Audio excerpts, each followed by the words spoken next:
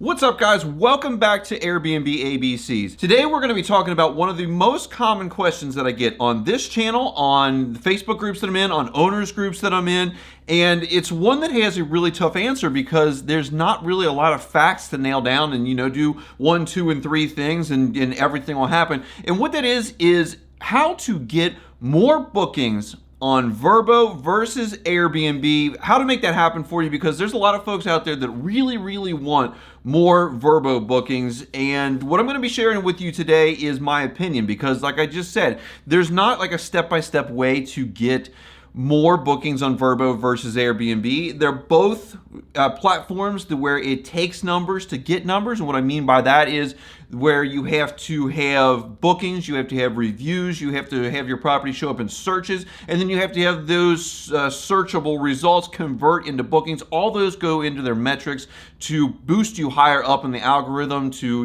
make your property more visible to folks that look. And in my opinion, it is that VRBO is just a harder nut to crack than Airbnb. That doesn't mean that it doesn't happen. There are people that start off with far more VRBO bookings than Airbnb. But what I'm going to get into today is the things that I did that I think changed more of my Airbnb bookings over to VRBO bookings, to the point where we get the majority of our bookings from VRBO. So if you guys are interested in that, hit the like button down below, hit the subscribe button so you don't miss out on anything else I put out on this channel on short-term rentals, Airbnbs, VRBOs, and we're going to get right into it. The first thing that I have to ask you when you ask me that question about how to get more bookings on Verbo versus Airbnb is why. Why do you want more bookings on Verbo than Airbnb? There has been a stigma in the past with Airbnb as far as lower quality guests, lower rates, more damage, all that. But in the time that I have been doing this, which is in the last couple of years, I have not found that to be the case. For me, I want bookings. I don't care if it comes from VRBO or Airbnb. I want my calendar full. I want my prices to be relatively high, and I want to just move on and get as many bookings as I can from anywhere. The VRBO isn't necessarily better than Airbnb. If you look at what they charge the host, VRBO charges you 8%, Airbnb only charges you 3%, so right away you're losing 5% off the top. VRBO in general has less host protection, whereas, they have their $1 million liability policy just like Airbnb. Airbnb has their air cover program, which covers a lot of things from increased liability protection, damage protection, and although they have historically had a reputation of being more guest friendly than host friendly, there's been a lot of things that have happened in the last 6 months that have made Airbnb a much more host friendly platform than it has in the past. And that's a totally separate video from what we're doing right now. But the last thing has always been the guests. And in my opinion, the guests have seemed to be just about equal as far as how much problems they cause me, questions that they ask, damage that they cause. I have, in general, seen that VRBO and Airbnb guests are about the same. Although I will tell you that the very worst guest that we ever had was an Airbnb guest, and that was due to a situational thing with ice storm. I'll link a video up here. It was part of our Christmas disaster. They didn't do any damage or anything like that, but it was just a real big pain in the butt. But I think that they could have been on VRBO or Airbnb. So if you want to get more bookings on VRBO versus Airbnb, the first thing that I need you guys to do is make sure that your listing is tight. Make sure that it is the best possible listing that you can do. Make sure that your pictures are good. Make sure that your cover photo is excellent. Make sure that they're professional pictures. Make sure that your copy is awesome in the description. Make sure that your tagline thing, whatever they call it, the title or whatever, tells what is awesome about your cabin. It has views, it's secluded, it's close to the beach, it's whatever it is. Make sure that there are the fewest barriers to people booking your place. Make sure Instant Book is on. Make sure that there's not just a ton of crap that they have to go through that is, super annoying. Whereas if somebody else has another cabin or beach house or whatever that's similar to yours that doesn't have any of those obstacles, they could just go book that. So that's number one. Make sure your listing is on point and that it is the best possible listing that you can put out for your property. When we started in the short-term rental space, we first listed our places, we had about 90% plus Airbnb bookings across the board. And since then, we have transitioned to about 85% VRBO bookings. Now, when I was going through this, I didn't mean for that to happen. I didn't try for that to happen, but I've seen a lot of people that do want to try for that to happen. And so the biggest thing that I can tell you guys is in my opinion, is being able to get that premier host status. And I know that with the qualifications for that, I think it's like you have to have 5 bookings and so many good reviews, and you guys can look up what it takes to get VRBO premier host. You're going to just get ranked higher in the search algorithm. You're going to be more trusted by guests in order to just for them to trust your listing and for them to spend their hard-earned time and money on the vacation for your home. They like to see that, even if it really doesn't mean much at all of anything, really.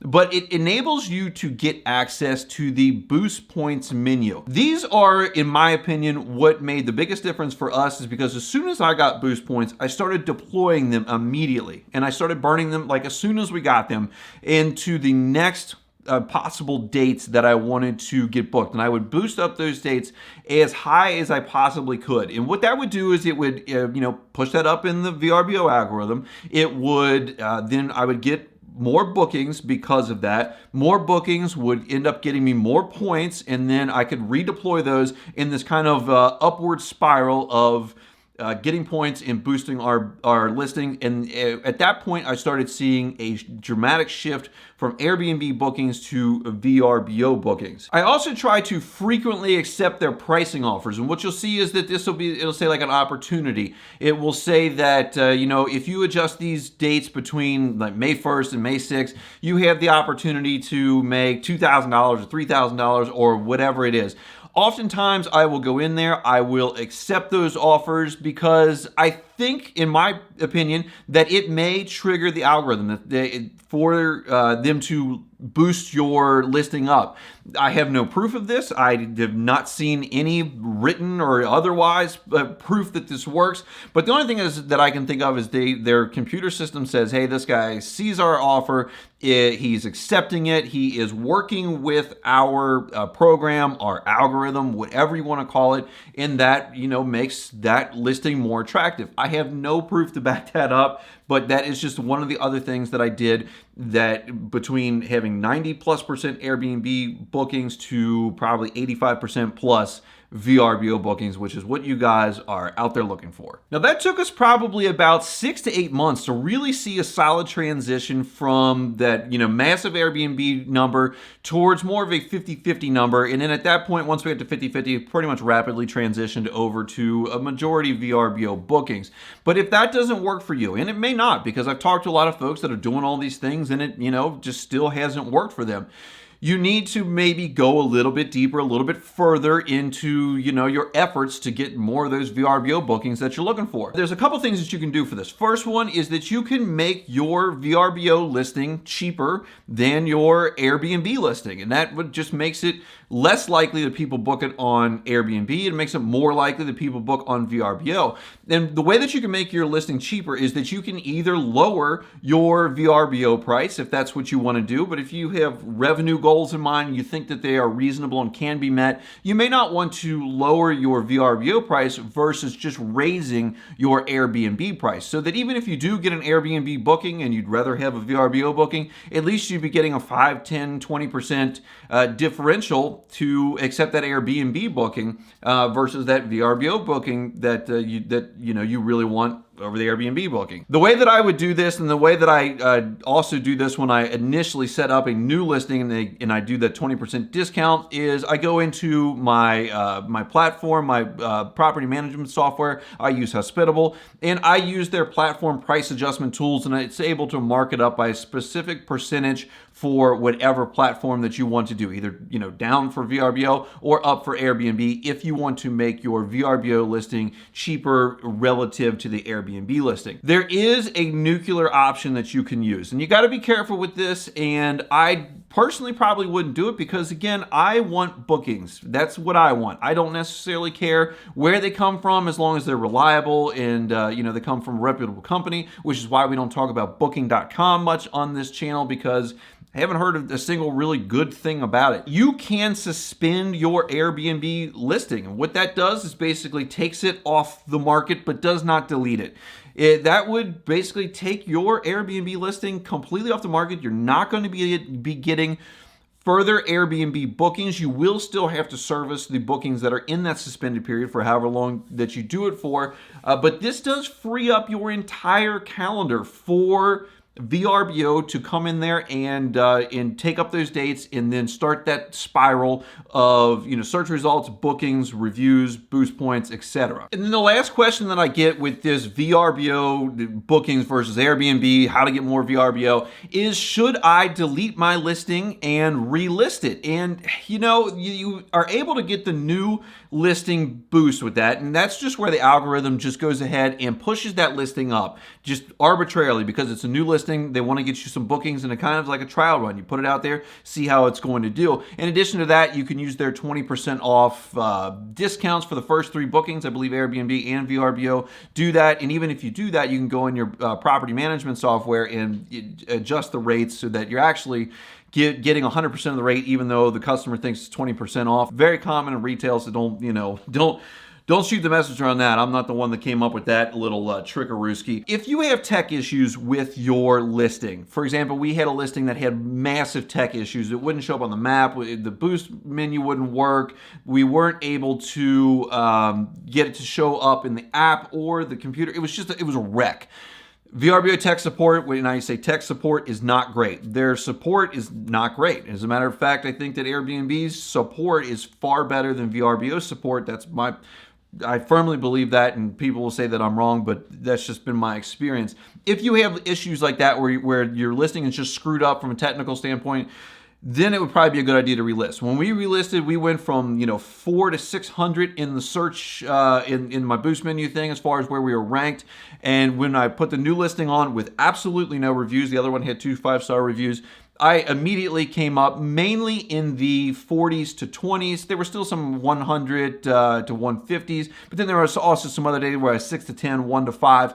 Yeah, everything was much better, and if you were having tech issues, just delete it and relist. If you're not getting any bookings at all and you really want those bookings and you think that deleting and relisting is going to be the solution for you and you're convinced of that, and even if you have reviews, even if you have a decent amount of reviews, like let's say under 10, and you want to try this, if you're getting nothing, you have nothing to lose. So, go for it if you want. Maybe that will change. Maybe when they bump you up in the algorithm, you'll get, 3 or 4 bookings right away, and it will be the game changer for your listing. That's just something that you're going to have to decide. But again, if you're not getting any bookings at all, what's the harm in it? If you do have a seasoned listing and you have, let's say, 10 to 20 reviews minimum on your listing, and they're good reviews, you're at least a 4.9 and something or a 5-star, maybe try some of these other things first. Maybe try, making your listing slightly cheaper. Maybe go in there and redo your listing.